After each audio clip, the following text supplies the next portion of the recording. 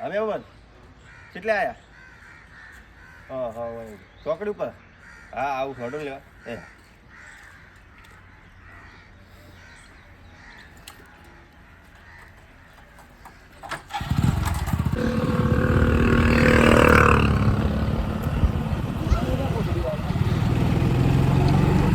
એ આકડી પડે હો કાયો કા મહેમાન ને લેવા મહેમાન એટલે ગોમણ એટલે જાવ તો પડશે જ લેવા.